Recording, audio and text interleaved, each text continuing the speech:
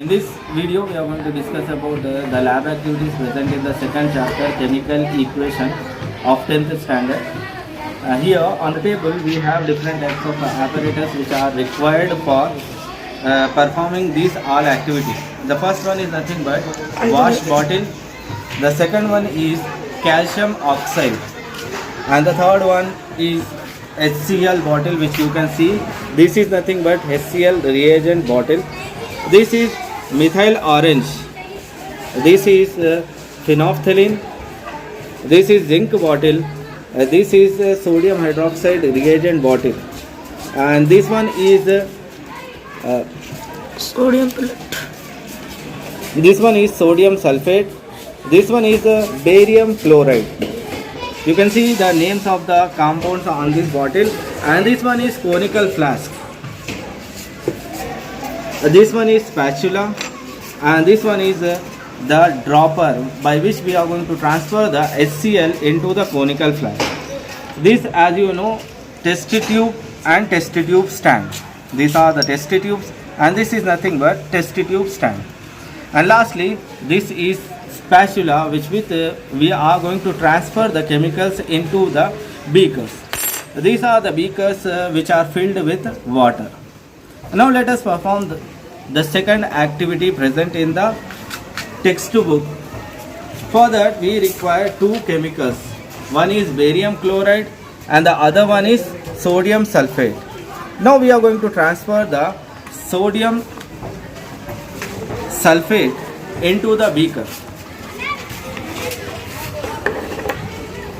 Now see here carefully, this is water.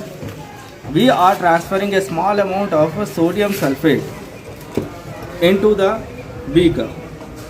See carefully, when we add a sodium sulphate to the water and shake it well,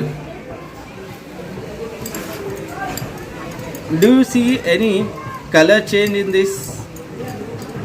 No, we don't see any color change when we add sodium sulphate into water. And the next thing which we are going to do is nothing but we are going to transfer barium chloride into water. We are going to closing this bottle. We are taking barium chloride and we are going to add this barium chloride into sodium sulphate. This is barium chloride. We are going to add this into another beaker. Now see here, when we mix the barium chloride, again we have seen a colorless solution.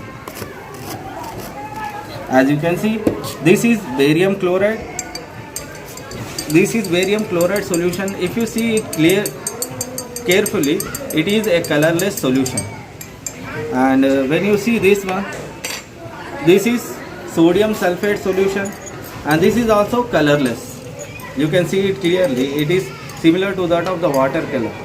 Now let us see, when we add this barium chloride into sodium sulphate, what happens to the resultant solution. Let us take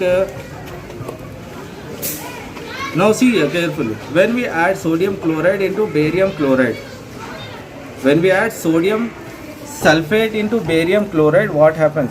See, the solution is getting converted into white color. This is because of the formation of a barium sulphate. Okay, this is a double displacement reaction. You can do this reaction and come to a conclusion that when sodium sulphate is added to the water, it is colorless solution. When barium chloride is added to the water, it is also a colorless solution. But when you add sodium sulphate to barium chloride, the solution turns into white color.